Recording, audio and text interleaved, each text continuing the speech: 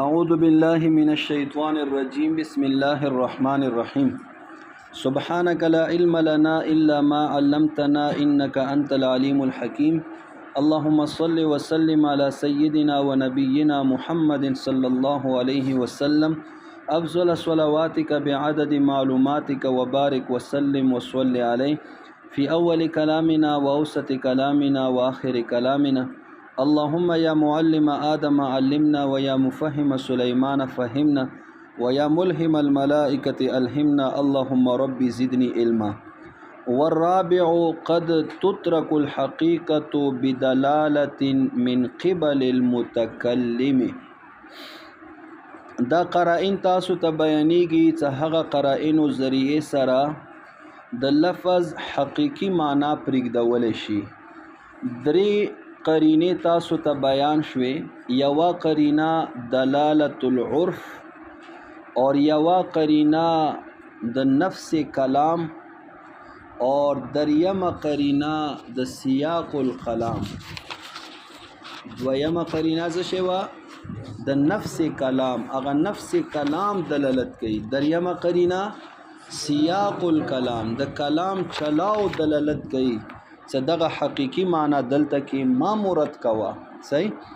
اوس دغه څلورمه قرینه قد تترك الحقیقة بدلالة من قبل المتکلم، چې دا حقیقی معنی به کله کله پرېږدولی شي په دلالت سره، او دغه دلالت جانب د متکلم نه به وي. جانب د متکلم نه څه معنی؟ یعنی د متکلم دغه ذات څه شي؟ متکلم ذات دا به په دې باندې دلالت کوي چې متکلم ذات وګوره دی دا خبره کړې دی، د دې خبرې مراد دغه حقیقی معنی نه دی بلکې دغه مجازي معنی مراد دی. او یا د متکلم حال، دوی خبرې دي، یا د متکلم ذات او یا د متکلم حال. صحیح شوه؟ متکلم حال ګوره یوه حقیقی معنی دی، خو یاره د متکلم حال ته څه وګوري دغه حقیقی معنی مراد نه دی بلکې مجازي معنی مراد دی. صحیح. لکه ګوره متکلم ذات هغه د پر مثال د ته دا بیان کړی دی کنه، چې اوس یا خارجي مثال وګوره، لکه اوس استاد دی، هغه طالبانو سره خاخوري محنت کوي، ښه ترغیب ورته ورکوي چې وړکیه سیمهي امتحان را روان دی، خواري کوه، تکرار کوه، سبق ته کینه، وخت ما ضایع کوه. خو دغه طالب ساره ټس نه مس نه کیږي چې چاته دی یای، نو بیا دغه استاد ورته وایي چې مړه خوښه ده دی، خواري کوي ښه نه کوي، خپله مرضي کوه. نو اوس دی دا مطلب دی چې بس هغه د نورم پچیره پورته کی چې بس هسې اوس خو اجازت هم میلاو شو چې خواري کوي ښه نه کوي، خپله مرضي ده دی، بس مای کوه. دا مطلب خو نه دی بلکې هغه ته هغه وارننګ ورکوي، دمکی ورته ورکوي چې ګوره خواري نه کوي که نه نو پته به د ولګي. صحیح شوله؟ یا اندرنګې ګوره پلار دی، پلار بچی شیطانی کوي که نه بهر، نو پلار ورته بهر وایي چې کوا کوا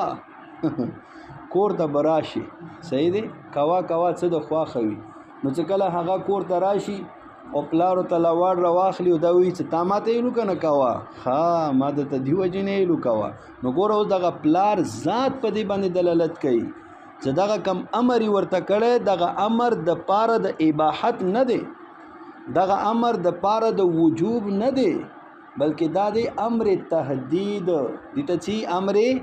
تهدید. پوه شئ په خبرې؟ اوس دغه ځای کې کم مثال یې درته درکړی. ګوره الله فرمایي فمن شاء فلیؤمن ومن شاء فلیکفر. چا خوښه وي ایمان د راوړي، چا خوښه وي کفر د وکي. نو اوس ګوره د دې حقیقي معنا خو اندا دی که نه؟ امر سیګا دی فلیؤمن فلیکفر. نو امر اعلی معنا وجوب دی، ادنا معنا اباحت دی. کمونگا اعلی معنا نخلو هم هغه ادنا معنا واخلو اباحت، دایم حقیقی معنا دی. نو اوس دینه خو بیا د کفر اباحت معلوم شو کنه. چیرې بس کفر مباح ته کفر بکو قیامت پر ورځ خالار ته ویلو چیرې کفر د کړه مونږ ورته اتارته ویلو نو فمن شاء فليؤمن ومن شاء فليكفر نو تایلیو چې بس خوخه د کفر کوا خو نه ظاهری معنا خدا معلومیږي خدا دی متکلم ذات سے مونږ وګورو متکلم چوک ته الله دے اور الله هغه حکیم ذات ته حکیم یعنی حکمت والا دے اور مقوله دے فعل الحکیم لا یخلو عن الحکمه د حکیم ولا کار هغه د حکمت نه خالی نوی حکمت یای څه شتا یعنی حکیم ذات څخه کم وی هغه د کمی خبره حکم هم کوي هغه کې به خامخ نفوي هغه کې به خامخ فائدہ وي هغه کې به خامخ مصلحت وي پوهیږو په خبره او دغه چې مونږ وګورو فمن شاء فليؤمن ومن شاء فليكفر نو کفر چکم دی کنه هغه کې نه څه فائدہ شته هغه کې نه څه نفع شته هغه کې نه څه مصلحت شته ځکه کفر څه شي ته یی کفر یی د مالک نافرمانی کول وتا اوس د مالک نافرمانی کول دا ځمکې په مخ باندې چې کوم یو هم عاقل سړی وي چې هغه مزغه لري هغه په نس باندې د خپل مالک نافرمانی کول دا بد دی او کا خدي بد دی هر یو سړی دی ته قبیح نه یی کنه چې دا خکاره نه دی نو بیا اوس الله باوجود دی چې حکیم ذات نو بیا د قبیح کار ولا حکم څرنګه کوي نو معلومه دا شوا چې دغه امر حقيقي معنی کې مستعمل نه دی چې هغه حقيقي معنی اعلی معنی وجوب ادنا معنی اباحت نو معلومه دا شوا چې د دې کې امر هغه تهدید د پاره دی امر څه د پاره دی هندي د واجب نه دی د بعد الله ورپسې څه فرمایي ان اعتدنا للظالمین نارا څه بشک مونږه ظالمانو د پاره چې د کم خلک کفر کوي دو د پر مونږه اور تیار کړه دی پوه شي په خبره اور دویم مثال د ګوره دتا د متکلم حال بیان کړي چې د دې کې دغه متکلم کم حال دی دا دلالت کوي چې حقيقي معنی مراده نه دی بلکې دغه معنی مراده دی لکه ګوره اوس تلارې کې مسافر رواني تا یو ځای کې پړاو واچولو یو ځای کې د سټاپ وکړلو لکه اوس د دې کې تروانی تیراتا دغه د مخ کې ځای کې تا سټاپ وکړلو یو سړی دی په موټر سایکل باندې بازار ته تللو صحیح نو هغه ته تا ویلو چیرې ته بازار ته چې او بازار ته څمو سره چې او رسم یاره ملګری د سیوکا دغه 100 روپۍ واخله اور ما ته غوښه راوړه صحیح شو ما ته غوښه راوړه نو هغه د نر بچی لاړلو هغه ته کاچا غوښه راوړه صحیح شو نو کله کاچا غوښه د تراوړه نو تا ته درک کڅوړې کې نو تا ورته وي خدای د غار کڅ غار شي نو زدي ته سلندر چرته نه راوړم دي ته زه غوړی چرته نه راوړم دي ته زه ټماټر مرچ چرته نه راوړم دا خدای ما ته پورا صوبات جوړ کوم زه صوبات پر خدای دې نیم ناس کنه مو سره شیان چرته دي صحیح نو لہذا دغه غوښه خپل ځان سره سنباله کا اور ما ته خپل 100 روپۍ راکا پوه شي په خبره بلکې دا ورته څه شي راوړي دا په پخا غوښه راوړي ورته پوه شي په خبره پخا غوښه غوړي تاویو کا کړی ورته راوړي اوس اندرنګي یو سړی دی هغه د کور سړی دی لکه اوس مثلا تدلته کې وام کې کور دی تدلته کور دی یو سړی بازار ته چې اجي سه بازار ته چې او بازار ته سمیره د 100 روپۍ واخله ماته مخ کې غوښه هم راوړه هغه څلاړو د نر بچي اڅه دی دکان سپین غر هوټل دی مثلا هغه نه د 100 روپۍ لا درې تیکې راوړو ځکه ورته غوښه خو بیا ګرانه دی کنه نو یو په غوښه د ایلا راوړله نو چې ایلا راوړله د دې کاغذو کې باندې د راوړله نو ته ورته چې خدای د غار کده ز اوس بوې کم پټولو بچیو باندې او کده ز څه وکم دي سره نو ما خو د تیلو 100 روپۍ غوښه راوړه یو سیر غوښه براوړې یو 2 سره بور کې لوګان واچوم 3-4 سره یو مان بور کې وبو واچوم یو دیشکه به برابر شي نو د شلو 150 کسانو کور دی بس ټول بور کې دسي اوخري نو ما خو د دایلو دته یو په غوښه وريتا راوړل زیدي بین څه شي وکم نو دا غوښه دسي وخت خپل اوخره په قرار وته کینا اور ما ته خپل 100 روپۍ راکړه صحیح شو د ګوره اوس دا د متکلم حال دی په دې باندې دلالت کوي کني حقيقي معنا خو صحیح دی کنه وخه راوړه اوس وخه خو اومه وخه تام وخه یې اور پاخه وخه تام وخه یې خو نه د متکلم حال ته وګوره چې دغه حال په کمی وخه باندې دلالت کوي پاخه باندې خپکاچا باندې خو شي په خبره ګوره اوس دغه متکلم حال د واجنه هغه حقيقي معنا پرې خودل شي ګوره ورته والرابع تلرم قسم قد تترك الحقيقه کله کله پرې خودل شي حقیقت یعنی حقيقي معنا بدلالت بدلالت سره من قبل المتکلم څخه جانب د متکلم نوي مثاله مثال د دی یعنی مثال د ترک الحقیقه بدلالت من قبل المتکلم قوله تعالی قول د الله تعالی دی ګوره پاسه ناقید لیکلی قول د الله تعالی څخه امر دی په کفر سره الامر بالکفر فمن شاء فليؤمن پس هغه څوک چې خوښي وي فليؤمن نو ایمان دراوړي ومن شاء فليكفر اور هغه څوک چې خوښه دوي نو کفر د وکي وذالک او دغه ګوره دغه پری خودل د حقیقت په دلالت عام جانب د متکلم نه دا ثابت دی په دغه آیت کې ولی لئن الله تعالی حکیم د دلیل بیانوي وذالک سره اشاره چې مونږ دغه حقيقي معنا پرېږدو دغه آیت مبارکه کې حقيقي معنا او جانب د متکلم نه چې متکلم ذات په دې باندې دلالت کوي ولی لئن الله تعالی حکیم ځکه الله تعالی ذات د حکیم ذات دی والکفر قبیح اور کفر خو قبیح دی کنه والحکیم لا یأمر به اور حکیم ذات امر نه کوي د قبیح شی ولا فیترکو پس پری خودل بشیدا دلالت اللفظ دلالت لفظ به پری خودل شي علی الامر په امر باندې بحکمت الامر په سبب د هغه حکمت امر چې امر د حکیم ذات دی د حکمت ولا ذات دی پری خودل بشي فیترکو بحکمت الامر په سبب د حکمت د امر پوه شي په خبره وعلى هذا اور بنا بر دی باندې قلنا مونږ یو د دویم قسمه صدیق د متکلم حال د واجنه قلنا مونږ یو اذا وکلا تکل یو سړی وکیل جوړ کی موکل لګیا شي ځان د پر وکیل جوړ کی بشراء اللحم په خستلو د غوخي سره فإن کانا پس کا چرتوی دغه موکل مسافرن مسافر نزلت دی پړاو اچولې وی نزلت معنا نازل شوی وی رکوز شوی وی سورلیو نه رکوز شوی وی پړاوی اچولې وی سټاپی کړي وی سټاپ علت طریق پلار باندې فهو علی المطبوخ پس دغه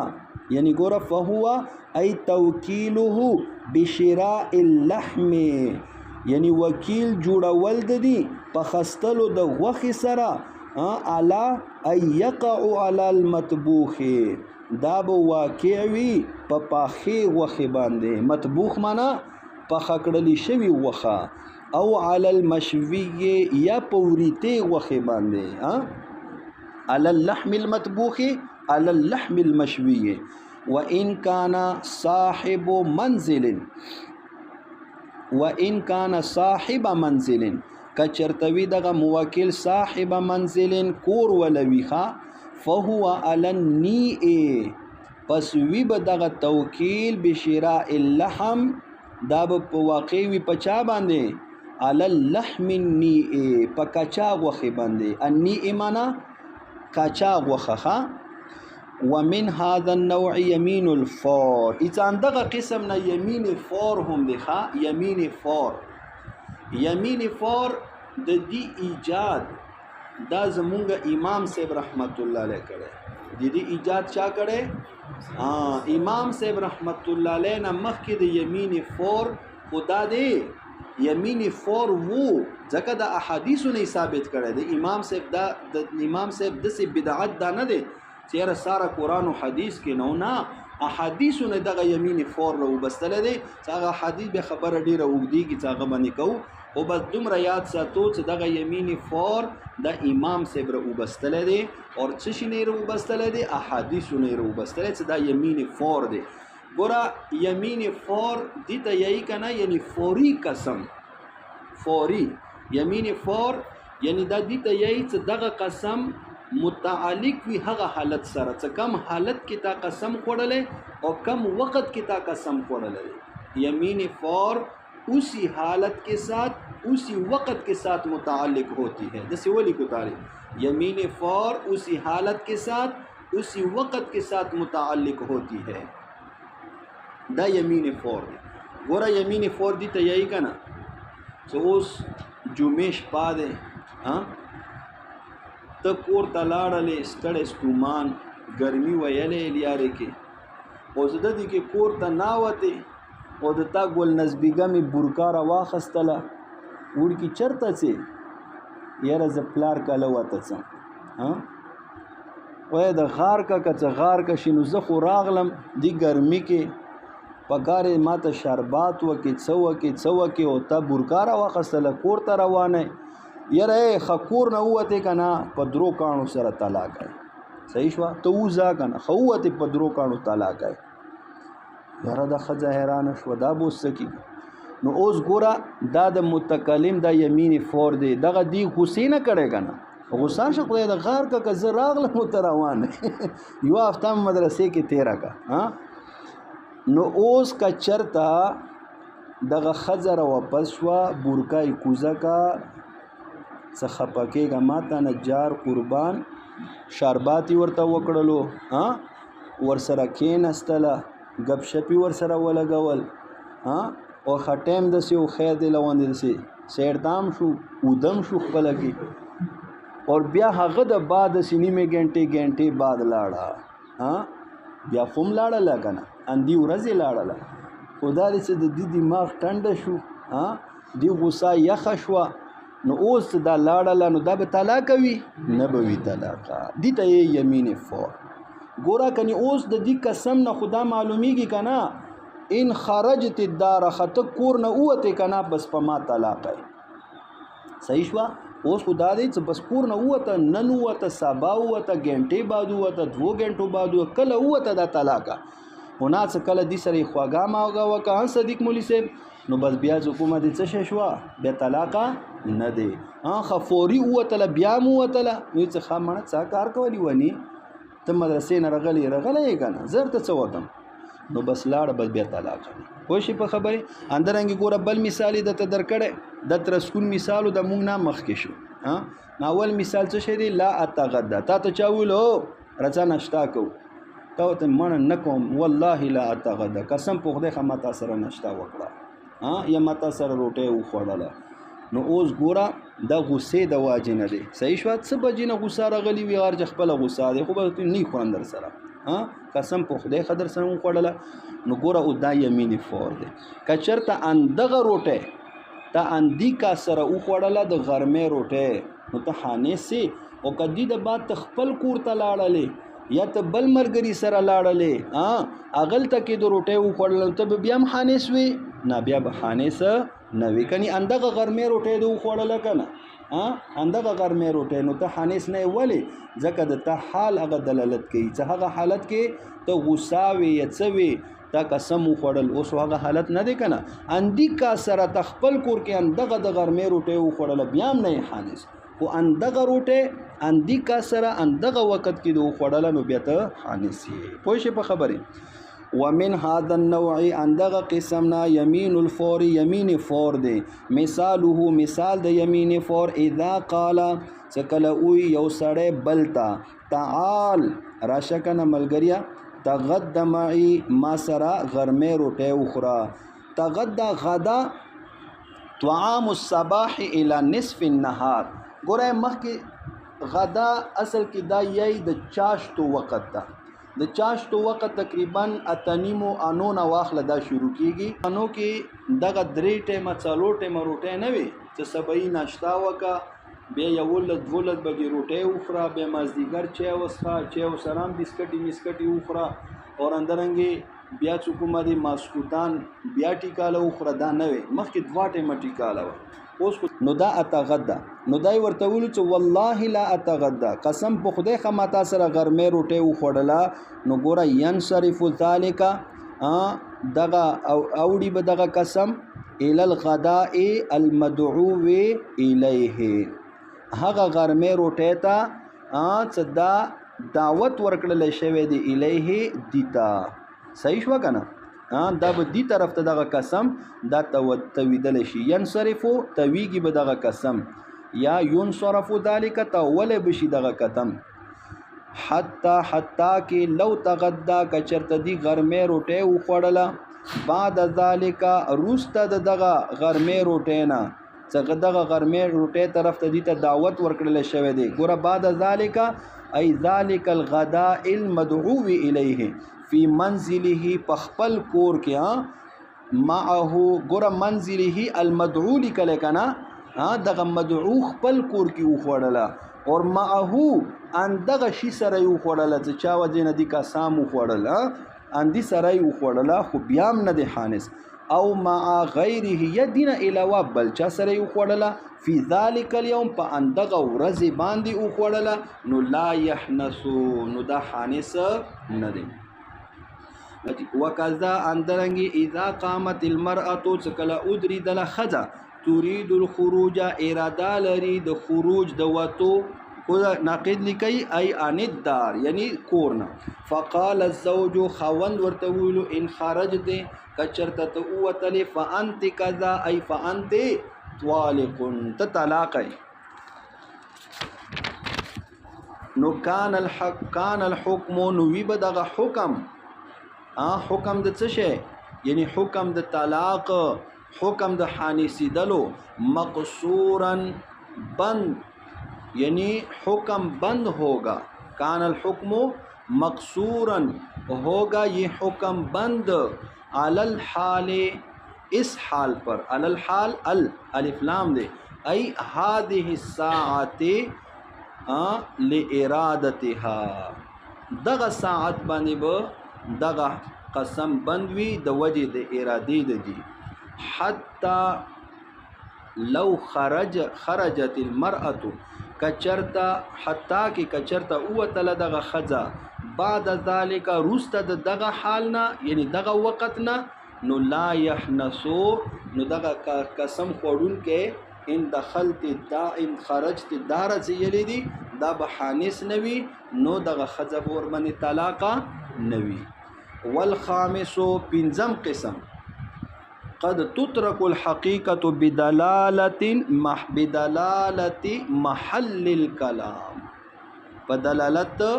محل د کلام سره یعنی دغه پنځمه قرینه د ذکر کیږي پنځمه قرینه دا ده چې دغه کلام کم محل کې واقع شوی دی دغه کلام کم محل کې واقع شوی دی هغه محل هغه د حقیقی معنی صلاحیت نه لري هغه حقیقی معنی نشي قبل وله څکله هغه حقیقی معنی نشي قبل وله نو لہذا مجازی معنی به مراد وي پوه شوي هغه محل اوس کرینا وګرځیدله پوه شي په خبره اول خامس اور پنځم قد تترك الحقیقت کله کله پر خودل شي حقیقت یعنی حقیقی معنی بدلالت بدلالت سرا دلالت چا محل الکلام دلالت محل د کلام سرا یعنی کلام کے مقام کی دلالت کی وجہ سے کہ کلام کس جگہ واقع ہوا ہے ای محل یعنی محل ایسا محل یقع الکلام فیہ کہ اس میں کلام واقع ہوا ہے صورت چشے دے بأن کان المحل بئی طور بئی صورت کان المحل کے ہو یہ محل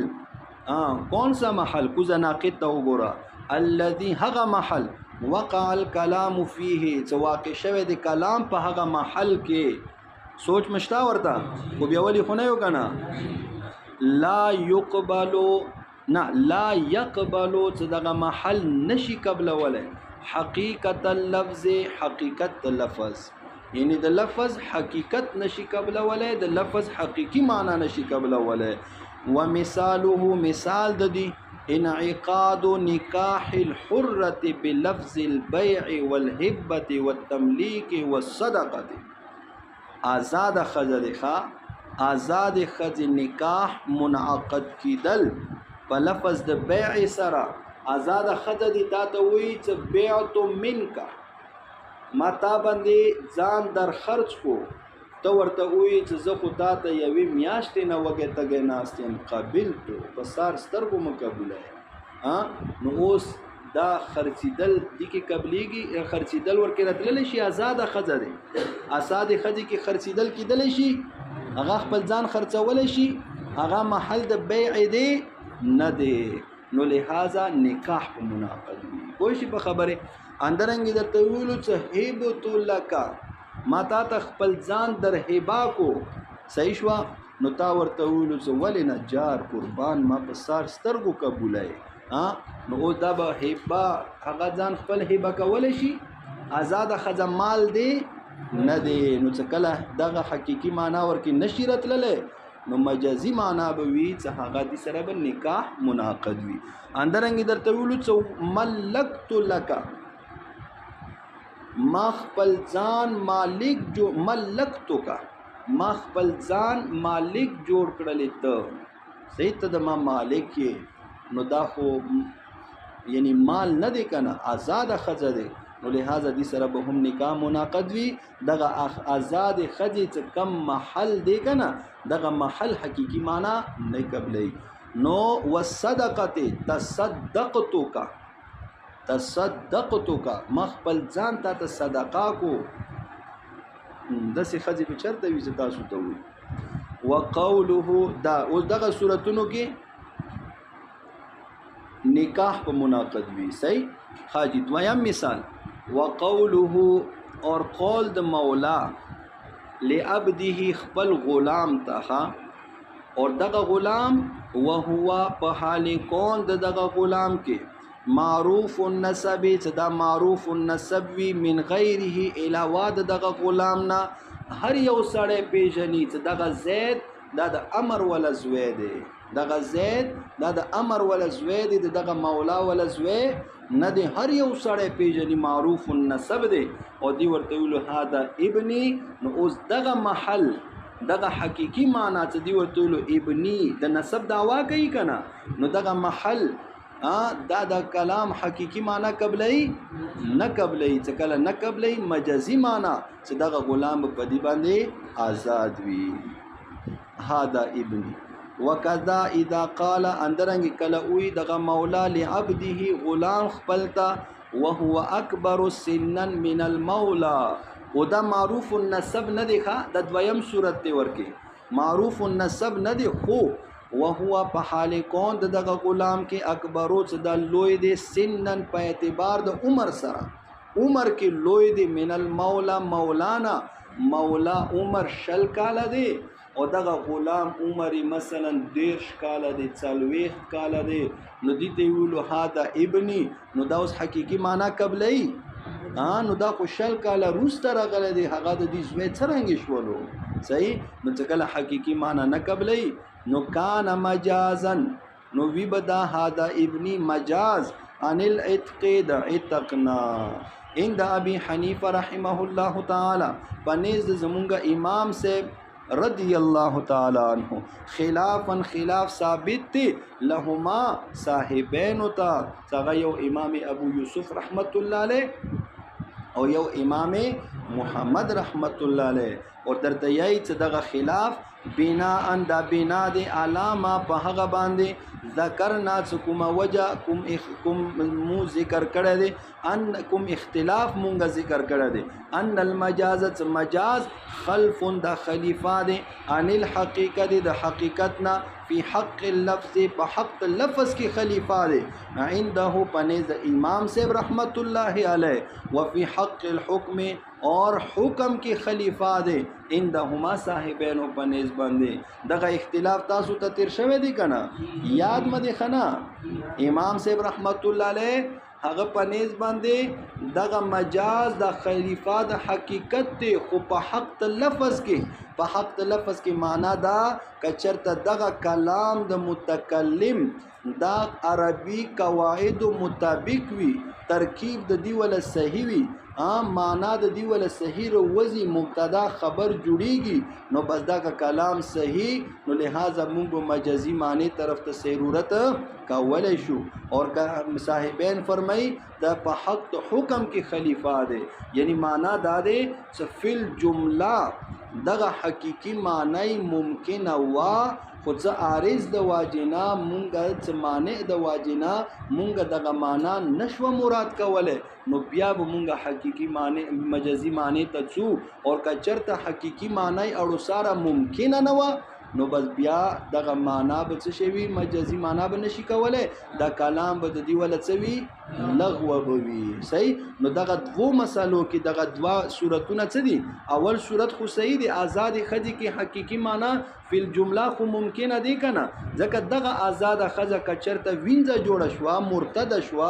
کافر شو به جهاد وشو به د گرفتار شو وینځه جوړ شو دغه معنی احتمال خوشتا کنه اور دغه دوی معنی غانې چې معروف النسب دی صاحبین او پنځ باندې حقيقي معنی دي کې څنګه درجه سره صحیح کیږي نه صحیح کیږي معروف النسب دی اندرنګ او هو اکبر سنن صورت کې دي کې حقيقي معنی ممکن دی سارا ممکن نه دی نو لہذا غو پنځ باندې کلام بلغوي او زمونږ امام صاحب رحمت الله علیه پنځ باندې دغه کلام صحیح او دغه غلام په دې باندې آزاد وي صحیح شو